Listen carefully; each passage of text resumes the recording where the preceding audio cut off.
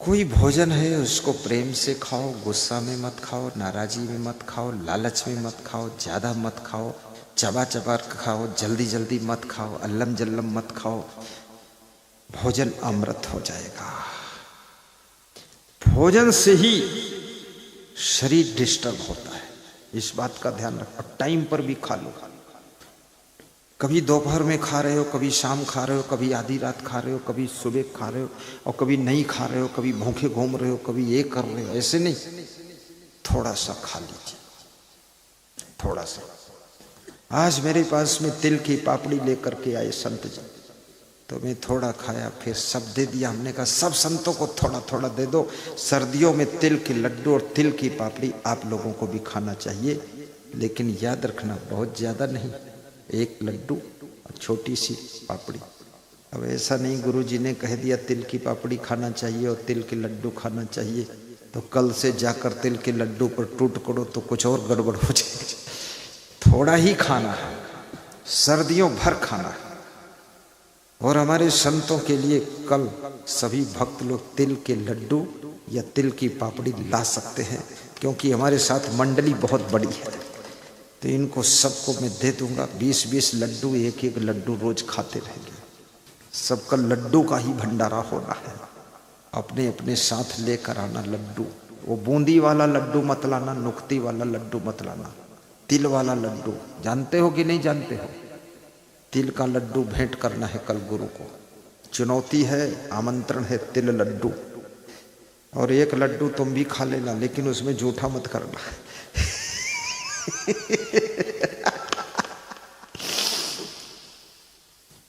युक्ताहार विहारस्य युक्त चेष्टस्य कर्मसु युक्त स्वप्नौ बोधस्य योगो भवद दुःखा। श्री कृष्ण कहते हैं जिसका आहार विहार यथा योग्य है, जिसके कर्म यथा योग्य हैं, जिसका शयन और जागरण यथा योग्य है, उसके सब दुख दूर हो जाते हैं और वो योगी जैसी जिंदगी जीता है। उसकी जिंदगी के कांटे भी फूल बन जाते हैं। इसलिए आहार विहार को सुधारिए। दोपहर में भोजन करिए, थोड़ी देर वज्रासन में बैठिए। शाम को भोजन करिए, 10 मिनट पैदल थोड़ा टहल लीजिए। भोजन करने के आधा घंटे के बाद गरम गरम पानी पी लीजिए। कम से कम 1 लीटर घोंट घोंट कर सीप सीप कर पीजिए। देखिए सारा भोजन चूरन जैसा हजम हो जाए। गरम गरम पानी। उसके बाद नॉर्मल पानी पियो, कभी गरम पियो ही मत, क्योंकि भोजन गरम, पानी गरम, अंदर जठराग्नि गरम, गरम में गरम, और सब गर्मा गरम सब हजम हो जाएगा।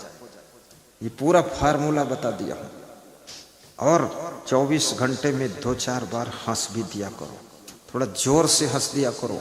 आंतें हिल जानी चाहिए, शरीर हिल जाना चाहिए, आंखों में आंसू भर जाना चाहिए, और इतना जोर से हंस दीजिए। हंसोगे तो भी मरोगे और नहीं हंसोगे तो भी मरोगे, इसलिए हंस कर मरो तो धन्यवाद। घर जैसा है वैसा है, व्यवस्था जैसी है वैसी है। हंसकर जियोगे तो भी वैसी है, रोकर जियोगे तो भी वैसी है, चिंता करके जियोगे तो भी वैसी है, दुखी होकर जियोगे तो भी वैसी है। इसलिए हंस करके जियो, जैसी है तैसी है वैसी है, कैसी है जैसी है तैसी है और कैसी है। इसलिए हंस करके जिंदगी जीने का संकल्प लीजिए। हंसते रहो, ये जिंदगी बेकार ना हो। आमंत्रण पत्र भी बट रहा है, पर्चे संभाल कर रखना, इधर उधर खोना मत, गुंजेटना मत, पढ़ लेना, घर में ले जाना, जो लिखा है उसको कर लेना। सबको एक एक पर्चा न्योता दिया जा रहा है। काहे का पर्चा है पता नहीं मेरे को है, लगता अविद्या वाला है। अविद्या का पर्चा है। प्रबंधक जी बता रहे आश्रम निर्माण हो रहा अयोध्या में।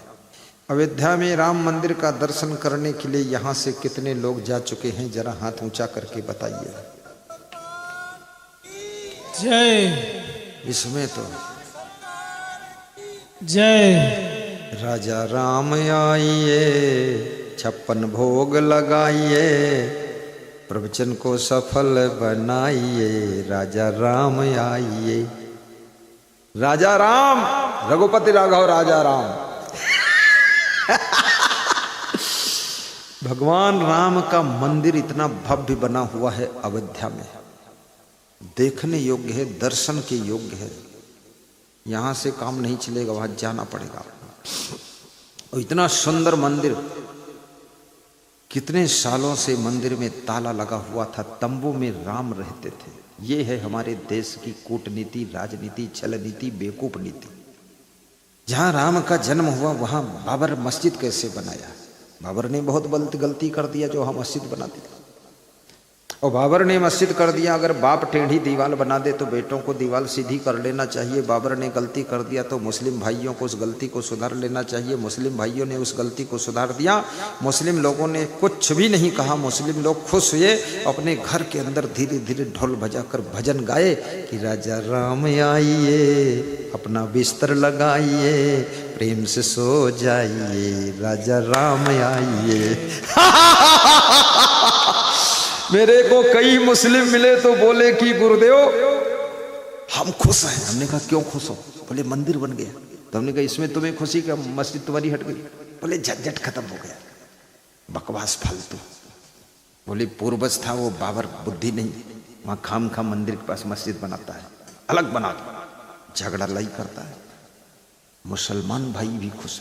कुछ मुसलमानों ने मंदिर बनाने में दान भी दिया है और कुछ मुसलमानों ने वहां सेवा भी किया है। और कम से कम हजारों मुसलमानों ने अपने घर भी हटा लिए वहां से।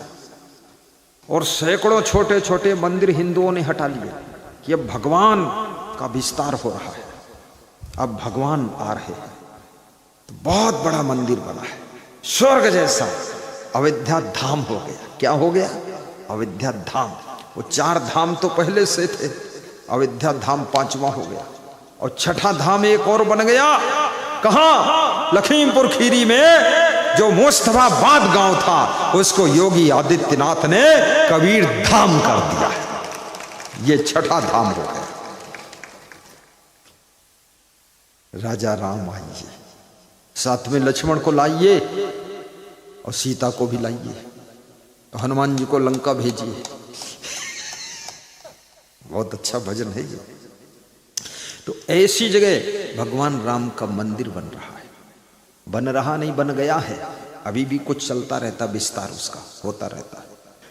तो वहां भगवान को थोड़ा असमंजस था, राम भगवान को, कि इतना बड़ा मंदिर बन गया, लाखों लोग आएंगे, करोड़ों लोग आएंगे, रात कहाँ सोएंगे, कहाँ भोजन करेंगे, कहाँ भंडारा करेंगे, क्या करेंगे, बिस्तर कहाँ रखेंगे? मंदिर में तो कोई सोता नहीं। भगवान के मंदिर में भगत को सोने का वो नहीं है, वहां सोना भी नहीं चाहिए। नहीं तो भगत तो बड़ा अटपटा मामला है, कहीं अंडरवियर फैला देगा भगवान की मूर्ति पर, कोई महिला साड़ी डाल देगी सीता जी के ऊपर, कुछ भरोसा थोड़े है। जहां हमारे पड़ोस में महिलाएं रहती हैं वहां साड़ी डाल जाती हमारी रस्सी पर। हाँ, उत्तर प्रदेश में एक कार्यक्रम था, वहां बहुत भीड़ थी, आश्रम था, तो मेरे ऊपर अंडरवियर फैला दिया मेरी से। हमने कहा इसीलिए भगवान के मंदिर में सोना मना है, वहां सोना मना, बिस्तर लगाना मना।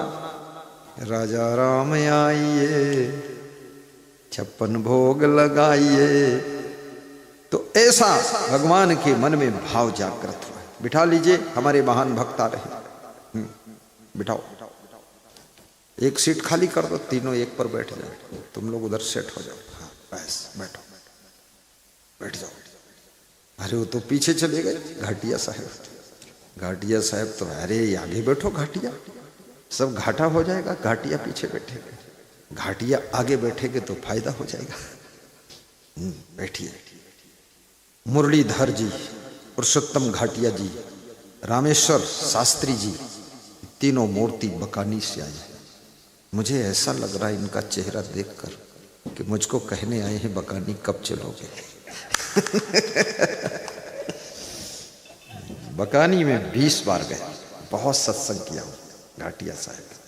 घाटिया साहब का मन रहता हर साल आइए, परंतु विस्तार बहुत हो गया तो इसलिए हर साल नहीं, पर 2-3 साल में तो नंबर देंगे साहिब बन गए।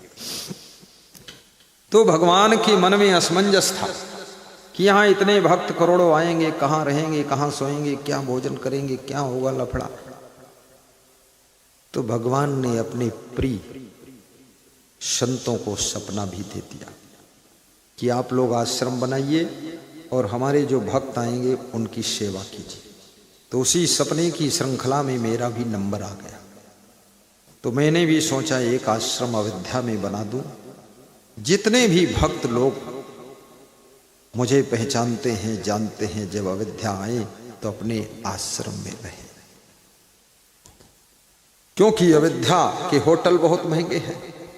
एक रात का किराया 3000, 4000, 5000, 2000, 2500, और अपने आश्रम में आओगे तो किराया की तो बात ही नहीं है। प्रेम से रहो, गुरु का भी दर्शन करो, मंदिर का दर्शन करो, सरयू में स्नान करो, बाथरूम में फिर स्नान करो, और प्रेम से झोला थैला रखो, भोजन भंडारा खाओ, अयोध्या का पूरा दर्शन करो, 84 कोसी, पंचकोसी, ये सब देखो। तो ऐसा मैंने भी सोचा ताकि भगवान का असमंजस खत्म हो जाए, उनके भक्तों की सेवा हो जाए। तो ये सोचा, अच्छा सोचा कि नहीं सोचा? बोलते क्यों नहीं हो? अच्छा सोचा? ऐसे बोलते हो मरा मराया, सोच को खत्म कर दूंगा। हाँ, फिर से बोलो ठीक से, कह दो अच्छा सोचा, ताली बजा कर। महाकाल भी मंदिर का विस्तार हो गया है, सुंदर श्रम्य स्थान बन गया है महाकाल मंदिर। और महाकाल मंदिर में भी एक आश्रम आपका बनने जा रहा है। उज्जैन पास में है, यहाँ से बिल्कुल ज्यादा से ज्यादा होगा तो 150 किलोमीटर होगा। कितना है? 165 है। यहाँ जब मैं रहा करूँगा, सावन भर पूरा रहूँगा। सावन में शिव पूजा चलती, महाकाल की पूजा चलती है, और जितने भक्त आएंगे सब अपने आश्रम पे ठहरो। 10,000, 20,000, वहीं रूखा सूखा खाई के ठंडा पानी पियो, और देख पर आई चौपड़ी मत ललचावे जीव। लालू को आशीर्वाद चवर डुलाकर लालू विदा हो गया है। अब चौथा भक्त आ गया, विनोद आ गया। देखो बदल रहा है, पर्दा गिरता है और सीन बदलता है। ये लालू का भाई दिनेश विनोद आ गया। चंवर की सेवा इनके सौभाग्य में, ये परिवार इतना अच्छा परिवार हमको मिल गया। रात में मैं आया, बहुत खुश हुआ। घीसा लाल के मकान में मेरा निवास, सुदामा के मकान में स्नान है, रामकरण के मकान में दर्शन दे देता हूँ। तीनों भाई ब्रह्मा विष्णु महेश की तरह गुरु सेवा में डूबे हुए हैं, और पूरा क्षेत्र, पूरा गांव तन मन धन से सेवा कर रहा है। और जो सेवा से बच गए हैं वही भी सेवा कर लेना। ये सेवा करने वालों की लंबी सी लिस्ट मेरे पास आई है, देख लो आप। ये देखो, सब नाम ही नाम लिखा है। इतना नाम देख करके पढ़ने की हिम्मत टूट गई है कि देर हो जाएगी, प्रवचन हो जाए।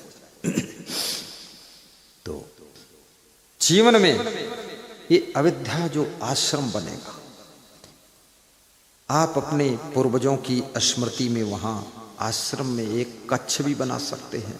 पूर्वजों की स्मृति में सत्संग हाल बना सकते हैं, भंडार घर बना सकते हैं।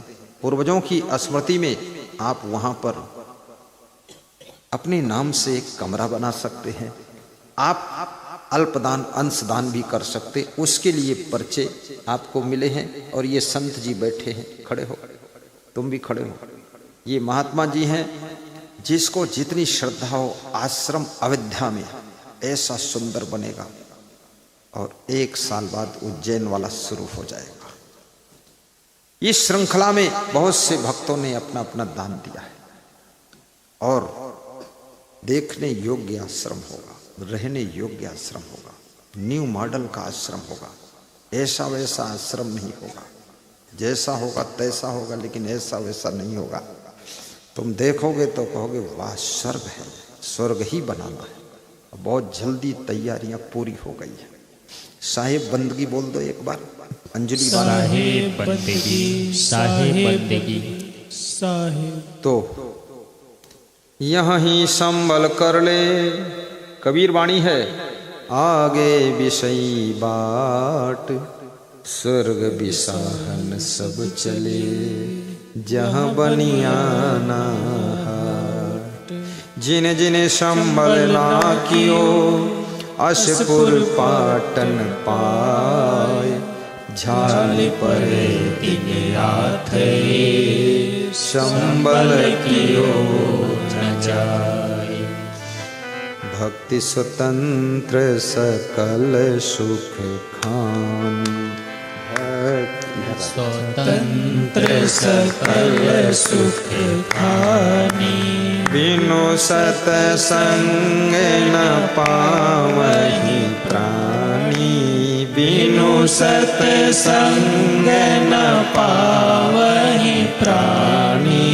भक्ति स्वतंत्र सकल सुख खानी। आइए चौपाई। भक्ति स्वतंत्र सकल सुख खानी। बिनु सतसंग न पावहि प्राणी। भक्ति स्वतंत्र सकल सुख खानी। बड़े भाग्य पाइय सतसंगा। बिनहि प्रयास होहि भव भंगा। बड़े भाग्य पाइय सतसंगा। बिनहि प्रयास होहि भव भंगा। मंगल भवन अमंगल हारी।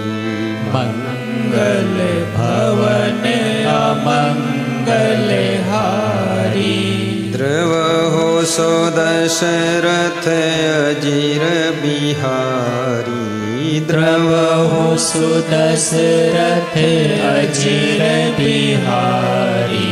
जय जय जय कबीर तुम्हारी। जय जय जय कबीर तुम्हारी। मंगल भवन मंगल हारी।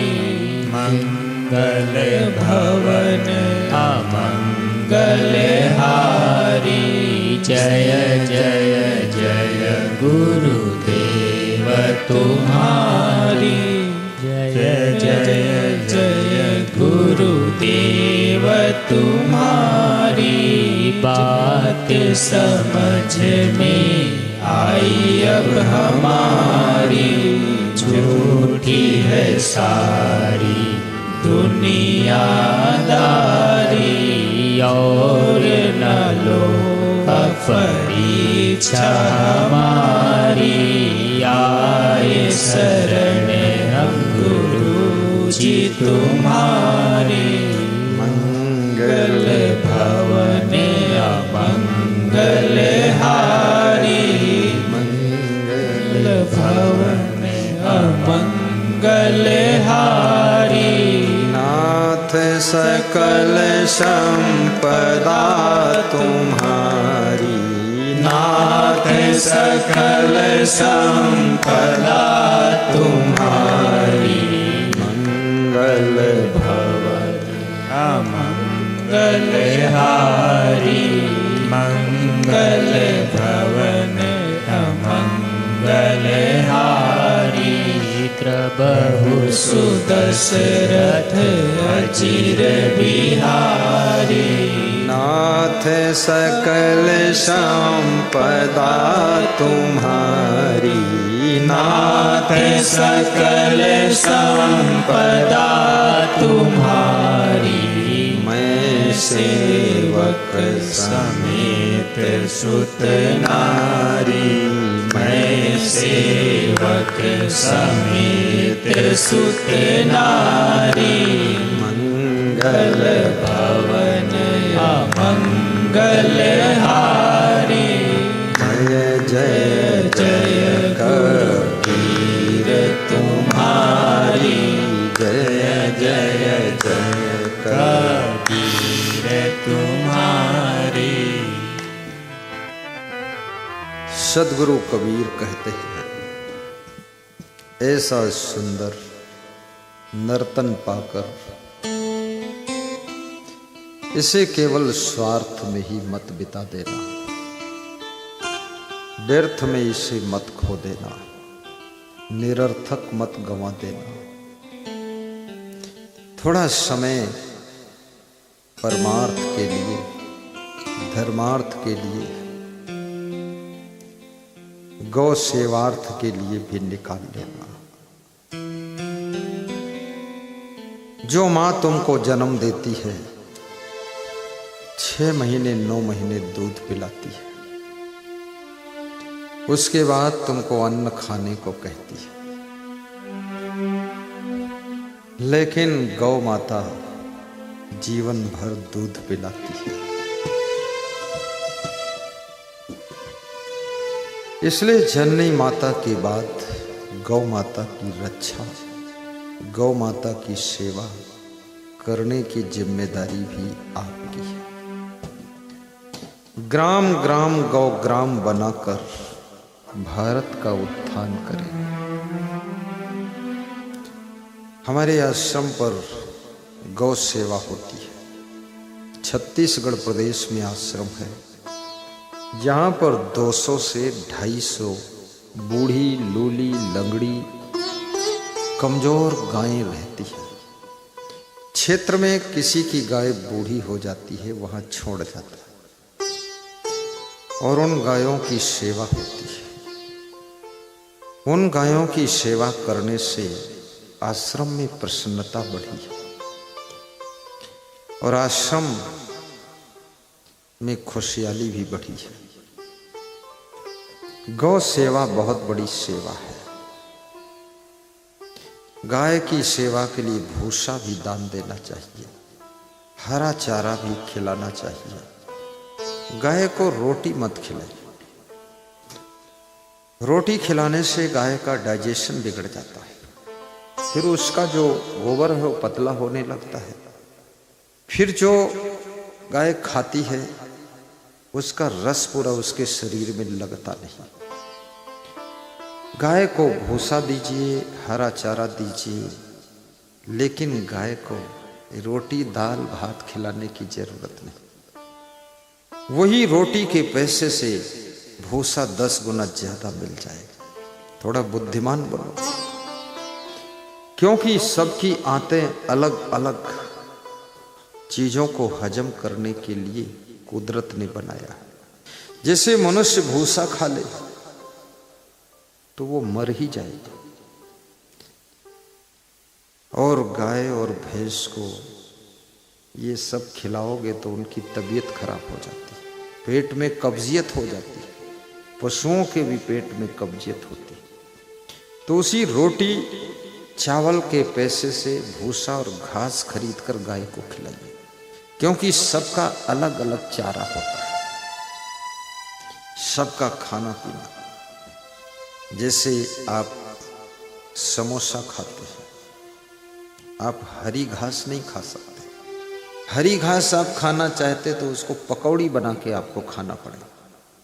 फिर पकौड़ी बनाइए, तेल में डालिए, बेसन में मिलाइए, फिर मिर्च और जीरा अजवाइन और सब डालिए, धनिया, और फिर पकौड़ी बने और तेल में पके, उसके बाद आप खाओगे तो हजम हो जाएगा। लेकिन डायरेक्ट आप घास खा ले तो बहुत गड़बड़ हो जाएगी।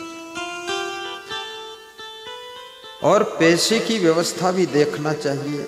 आप गाय को अगर ये सब खिलाते तो ये महंगा पड़ता है, और फिर गायें बहुत ऐसी जो भूखी घूम रही, उनके लिए चारा का इंतजाम कीजिए। और अपने पास यदि गौशाला की जगह नहीं है तो जहाँ जहाँ गौशाला हो, राजस्थान में और मध्य प्रदेश में बहुत गौशाला है। पूज्य पंडित कमल किशोर नागर जी ने सैकड़ों गौशालाओं का निर्माण भक्तों को, सत्संगी भाइयों बहनों को प्रेरणा दे करके किया है। अब उनका शरीर भी धीरे धीरे बुजुर्ग हो रहा है, लेकिन उन गौशाला में रहने वाली गायों की सेवा आप भी करिए और सरकार भी उनमें सहयोग प्रदान करती रहे, ताकि गौ माता की सेवा होती रहे।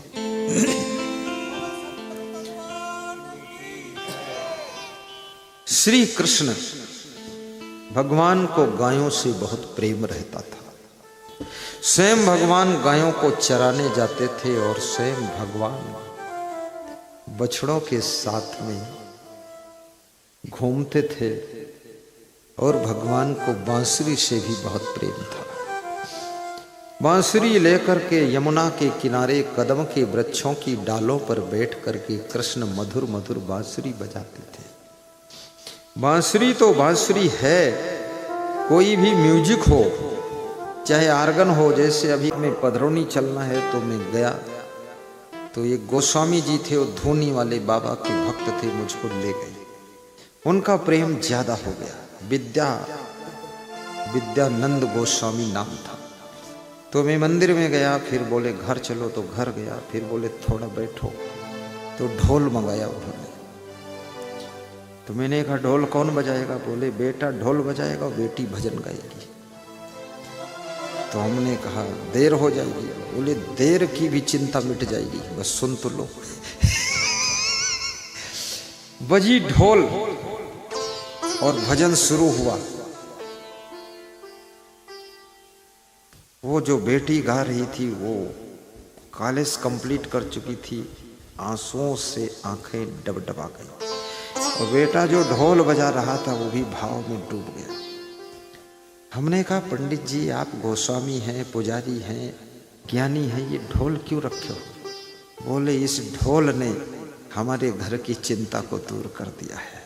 जब से महिलाओं ने ढोल बजाना बंद किया है, तब से बहुत सी महिलाएं खुद ही ढोल हो गई। इसलिए ढोल हर महिला को आधा घंटे झमक के बजाना चाहिए, भजन गाना चाहिए। ये ढोल तुम्हारी बीमारियों को खत्म करेगी, चिंता को खत्म करेगी, मस्ती दे देगी और भक्ति को बढ़ा देगी, और तुम्हारे शरीर में कोई रोग ही नहीं रहेगा। हाँ, बस यहाँ से छूटिए, एक एक ढोल खरीद कर लाइए। बजाना भी सीख लेना, नहीं तो ढोल से शोरगुल मचेगा, कुछ होगा नहीं। और ढंग से बजाइए। मंजीरा भी ले लीजिए। मैं छोटा था तो मेरे जन्मभूमि में एक कमरा बना हुआ था मेहमानों के लिए, तो उसमें मैं गया एक दिन। धीरे धीरे उम्र बढ़ी तो उसमें देखा मंजीरा रखा है, तबला रखा है, हारमोनियम रखी है, ढोल टंगी हुई है। तो मैंने अपने पिताजी से पूछा ये सब क्यों है, आप कुछ बजाते गाते क्या है? बोले तुमको क्या मालूम, अभी छोटे हो। ये ढोल और ये मंजीरा और ये तबला और ये हारमोनियम, इसने मुझको जिंदा रखा है, नहीं तो अब तक मैं मर जाता। हमने कहा ये ढोल जिंदा रखते हैं? बोले ये हारमोनियम ने जिंदा रखा। तो हमने कहा हुआ क्या? बोले तुमको मालूम नहीं है, 26 मुकदमा लड़ रहा हूँ। 26। मैंने कहा इतना विवाद कहाँ पैदा कर दिया? बोले दूसरे का विवाद हमारे ऊपर आ गया, फैसला करने गए हमारे ऊपर, दूसरे की सेवा में हम चक्कर फंस गए। हमारा पर्सनल किसी से कोई विवाद ही नहीं है। 26 मुकदमे। और वो आदमी हंसता था, मेरा पिता हारमोनियम पर ऐसे बजाता था, उंगली बोलते थे सारे गामा पधानी पधानी सानी धा पधानी धा गणे। तो मैं तो हंसने वाला आदमी था, मैं बैठ के हंसता था, सुनता था। और इतनी ऊंची आवाज में तराने में गाते थे, जबरदस्त। आलखंड भी जबरदस्त, रामायण जबरदस्त, संस्कृत, इंग्लिश, उर्दू, अरबी, फारसी, हिंदी, ये सब भाषाओं का ज्ञान। बहुत बुद्धिमान व्यक्ति। और परोपकार में सारे झंझट उनके ऊपर आ गए। तो हमने कहा अब मेरा जन्म हो गया, तुम्हारे मुकदमे सब साफ हो जाए। बोले साफ? जिस दिन से पैदा हुई हो 20 मुकदमा साफ हो गए, 5-6 बचे हैं। तो हमने कहा वो भी साफ हो जाए, अगला कोई झंझट मत करना, परोपकार करो पर बच के रहो। और उस हारमोनियम पर भजन गाने से उनका स्वास्थ्य अच्छा रहता था। और वो ऐसे गाते थे, कैसे गाते थे, एक कड़ी उनकी गजल सुनाता हूं। हर तबस्सुम खफा हो गया है, हर तमन्ना जुदा हो गई है। ऐसी ऐसी गजल कव्वाली, मुझको उसमें रुचि नहीं थी, लेकिन अब मुझे याद आता, मैं लिख लेता तो अच्छा रहता, साधु लाइन में काम आता, व्यास गादी पर गा देते। पर मुझे पता नहीं था कि मैं प्रवचन करूंगा, गाना पड़ेगा मेरे को भी। अब वो मर गए, वो सब बातें निकल गई, चली गई, गजल कव्वाली साथे में निपट गई, अब कहीं मिलती नहीं है। हर तबस्सुम खफा हो गया है, तमन्ना जुदा हो गई है। जब मैं साधु बना तो मुझको सुनाते थे ये गजल, कहते थे तुम्हारे लिए सुना रहा हूं। मैंने कहा मेरे लिए क्यों सुना रहे हो? बोले तुम साधु बन रहे हो तो मुझे थोड़ा दुख लग रहा। गमे यार तेरी बदौलत जिंदगी क्या से क्या हो गई है। ए गमे यार, गमे यार, गम माने चिंता होता है, गम माने टेंशन होती है। ये चिंता तो मेरी ऐसी यार बन गई, दोस्त बन गई, साथ छोड़ती ही नहीं है, मेरे को छोड़कर जाती ही नहीं है। और तेरी बदौलत मेरी जिंदगी क्या से क्या हो गई है। ये चिंता को गमे यार कहते हैं। ए गमे यार तेरी बदौलत जिंदगी क्या से क्या हो गई है। वास्तव में मनुष्य तो गुलाब का फूल है, कमल का फूल है, मनुष्य तो खिला हुआ गुलाब है। लेकिन चिंता, टेंशन, तनाव के बीच में मनुष्य की जिंदगी जो है मुरझा कर रह जाती है। इसलिए सारी चिंताओं को दूर करने का एक ही हॉस्पिटल है, वो है सत्संग। यहाँ आइए, एक ही गुरु है, वो डॉक्टर है जो आपकी चिंता का इलाज करेगा और आपके मन को निश्चिंत करेगा। बोलिए सद्गुरु भगवान की जय। हर तबस्सुम, बहुत प्रेमी आदमी है, चमर डोलाने आ गए। क्या नाम है? अमरलाल। देखिए अमरलाल, लाली मेरे लाल की भक्त है अमरलाल। चमर डोलाने आ गया, मार सके ना काल।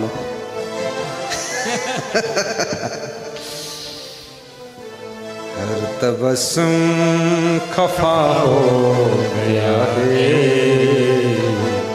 हर तमन्ना जुदा हो गई है। याद रखना, अपने पिता के गुणों को भी संजो कर रखिए, अपने गुरु की साधना, तपस्या, गुण, उनको भी संजो कर रखिए, संभाल कर रखिए, अपने जीवन में उतारिए। धूल में पड़ा हुआ शक्कर का कण भी चींटी उठा लेती है, धूल को छोड़ देती है। ऐसे याद रखना, किसी व्यक्ति में कोई अवगुण भी हो उसको धूल समझकर छोड़ दीजिए, लेकिन कोई एक गुण है उसको शक्कर का कण समझ करके उठा लीजिए, तो आपके जिंदगी में मिठास बनी रहे।